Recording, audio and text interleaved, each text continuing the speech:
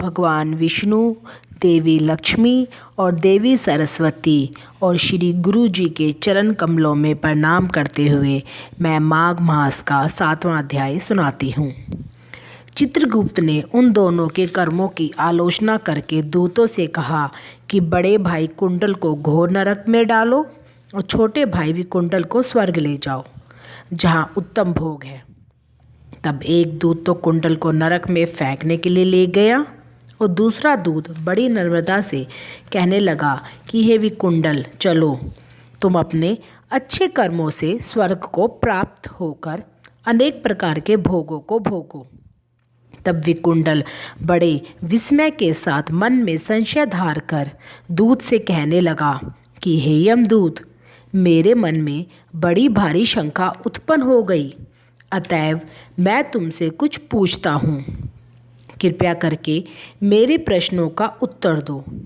हम दोनों भाई एक ही कुल में उत्पन्न हुए, एक जैसे ही कर्म करते रहे। दोनों भाइयों ने कभी कोई शुभ कार्य नहीं किया, फिर एक को नरक क्यों और दूसरे को स्वर्ग किस कारण प्राप्त हुआ? मैं अपने स्वर्ग में आने का कोई कारण नहीं देखता। तब यमदूत कहने लगा कि हे विकुंडल, माता पिता, पुत्र पत्नी, भाई बहन से सब संबंध जन्म के कारण होते हैं और जन्म कर्म के भोगने के लिए ही प्राप्त होता है। जिस प्रकार एक वृक्ष पर अनेक पक्षियों का आगमन होता है, उसी तरह इस संसार में पुत्र, भाई, माता, पिता का संगम भी होता है। इनमें से जो जैसे जैसे कर्म करता है वैसे ही फल भोगता है। तुम्हारा भाई अपने पाप कर्मों से नरक में गया, तुम अपने पुण्य कर्म के कारण स्वर्ग में जा रहे हो। तब विकुंडल ने आश्चर्य से पूछा कि मैंने तो आजन्म कोई धर्म का कार्य नहीं किया, सदैव पापों ही में लगा रहा। मैं अपने पुण्य के कर्म को नहीं जानता। यदि तुम मेरे पुण्य के कर्म को जानते हो तो कृपया करके बतलाइए। तब देवदूत कहने लगा कि मैं सब प्राणियों को भली भांति जानता हूँ, तुम नहीं जानते। सुनो, हरिमित्र का पुत्र सुमित्र नाम का ब्राह्मण था, जिसका आश्रम यमुना नदी के दक्षिणोत्तर दिशा में था।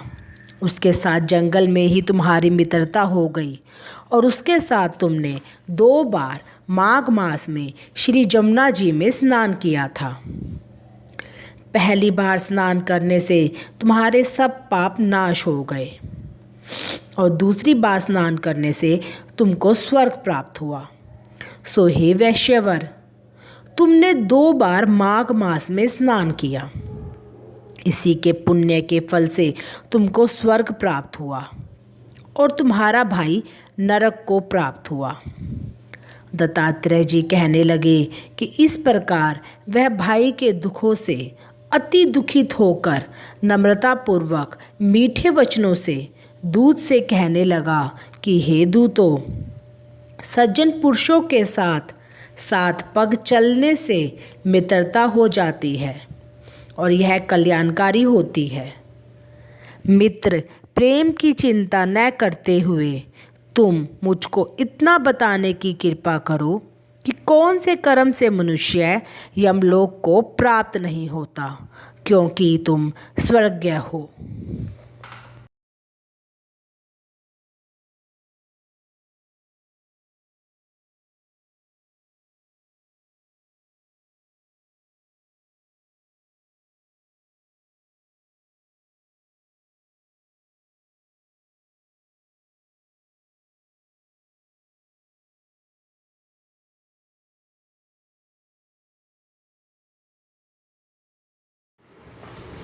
विष्णु भगवान की आरती। ओम जय जगदीश हरे, स्वामी जय जगदीश हरे। भक्त जनों के संकट, दास जनों के संकट क्षण में दूर करे। ओम जय जगदीश हरे। जो ध्यावे फल पावे, दुख विन से मन का स्वामी, दुख विन से मन का। सुख संपत्ति घर आवे, सुख संपत्ति घर आवे, कष्ट मिटे तन का। ओम जय जगदीश हरे। मात पिता तुम मेरे, शरण गहूँ मैं किसकी स्वामी, शरण गहूँ मैं किसकी। तुम बिन और न दूजा, प्रभु बिन और न दूजा, आस करूँ जिसकी। ओम जय जगदीश हरे। तुम पूरन परमात्मा, तुम अंतर्यामी स्वामी, तुम अंतर्यामी। पार ब्रह्म परमेश्वर, पार ब्रह्म परमेश्वर, तुम सबके स्वामी। ओम जय जगदीश हरे। तुम करुणा के सागर, तुम पालन करता स्वामी, तुम पालन करता। मैं मूरख खल खामी, मैं सेवक तुम स्वामी, कृपा करो भरता।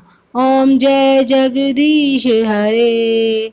तुम हो एक अगोचर, सबके प्राणपति स्वामी, सबके प्राणपति। किस विधि मिलूं दया मैं, किस विधि गऊं शरण मैं, तुमको मैं कुमति। ओम जय जगदीश हरे। दीन बंधु दुख हरता, तुम ठाकुर मेरे स्वामी, तुम रक्षक मेरे। अपने हाथ उठाओ, दया कर चरण लगाओ, द्वार पड़ा मैं तेरे। ओम जय जगदीश हरे। विषय विकार मिटाओ, पाप हरो देवा स्वामी, कष्ट हरो देवा। श्रद्धा भक्ति बढ़ाओ, श्रद्धा प्रेम बढ़ाओ, संतन की सेवा। ओम जय जगदीश हरे।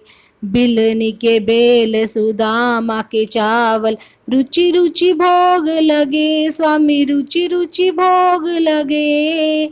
ऐसे दीन दयालु, ऐसे भक्त कृपालु, सबके कष्ट हरे। ओम जय जगदीश हरे। तन मन धन सब कुछ है तेरा स्वामी, कब कुछ है तेरा। तेरा तुझको अर्पण, तेरा तुझको अर्पण, क्या लागे मेरा। ओम जय जगदीश हरे। श्री जगदीश जी की आरती जो कोई नर गावे स्वामी, जो कोई जन गावे। कहत शिवानंद स्वामी, कहत हरि हर स्वामी, मन वांछित फल पावे। ओम जय जगदीश हरे।